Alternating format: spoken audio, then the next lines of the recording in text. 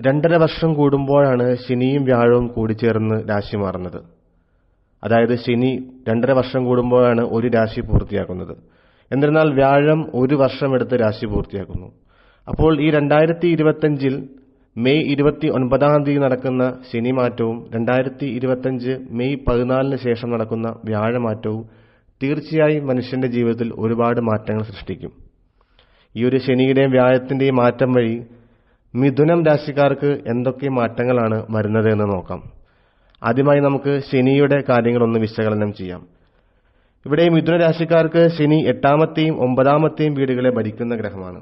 ശനി സംക്രമം 2025 ഇവരുടെ 10-ാം ഭാവത്തിലേക്കാണ് നീങ്ങുന്നത്. എന്നിരുന്നാലും നിങ്ങളുടെ ഭരണഗ്രഹമായ ബുധന്റെ മിത്രമാണ് ശനി എന്നതിനാൽ ഈ സംക്രമം നിങ്ങൾക്ക് അനുകൂല ഫലങ്ങളായിരിക്കും നൽകാൻ പോകുന്നത്. നിങ്ങളുടെ പ്രൊഫഷണൽ മേഖലയിൽ മികവ് പുലർത്താൻ ഇത് അവസരങ്ങൾ നൽകുന്നതായിരിക്കും. ജോലിഭാരവും കൂടുതൽ കഠിനാധ്വാനം ചെയ്യാനുള്ള സമ്മർദ്ദവും നിങ്ങൾക്ക് അനുഭവപ്പെടുമെങ്കിലും കഠിനമായ പരിശ്രമത്തിലൂടെയും സ്ഥിര ഉത്സാഹത്തിലൂടെയും വിജയം കൈവരിക്കാൻ സാധിക്കുന്നതാണ്. ശനിയുടെ സ്ഥാനം 12, 4, 7 ഭാവങ്ങളെ പൂർണ്ണമായും പരിഗണിക്കുന്നുണ്ട്. ഇത് ചിലവുകൾ കുറയ്ക്കാൻ ഇടയാക്കിയേക്കാം. എന്നാൽ കുടുംബജീവിതത്തിൽ ഏറ്റക്കുറച്ചിലുകൾക്കും കാരണമാകാൻ സാധ്യതകളൊക്കെയുണ്ട്. ജൂലൈ, നവംബർ മാസങ്ങളിൽ പ്രായമായവർ വീട്ടിലുണ്ടെങ്കിൽ ശ്രദ്ധിക്കണം. കൂടാതെ നിങ്ങളുടെ ഇണയുമായി നല്ല ബന്ധം നിലനിർത്തുന്നത് പ്രധാനമാണ്.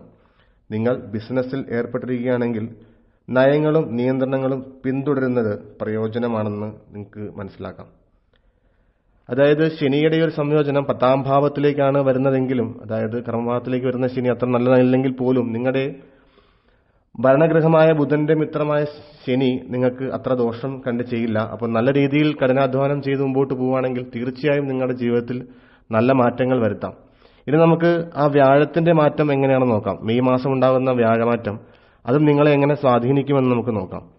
ഇവിടെ മിഥുനം രാശിയുടെ 7-ാം ഭാവത്തിലും 10-ാം ഭാവത്തിലും വ്യാഴം ഭരിക്കുന്നു. മിഥുനത്തിലെ വ്യാഴ സംക്രമം നിങ്ങളുടെ സ്വന്തം രാശിയിൽ സംഭവിക്കുന്നതിനാൽ നിങ്ങളിൽ പ്രത്യേക സ്വാധീനം ചെലുത്തും.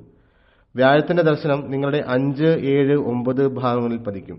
ഇത് നിങ്ങളുടെ കുട്ടികളെക്കുറിച്ചുള്ള അത്ഭുതകരമായ വാർത്തകൾ കൊണ്ടുവരാനും നിങ്ങൾക്ക് ഒരു കുട്ടി ഉണ്ടാകണമെങ്കിൽ ആ ആഗ്രഹം സാധിക്കുന്നതിനും വഴിതെളിക്കുന്നതാണ്.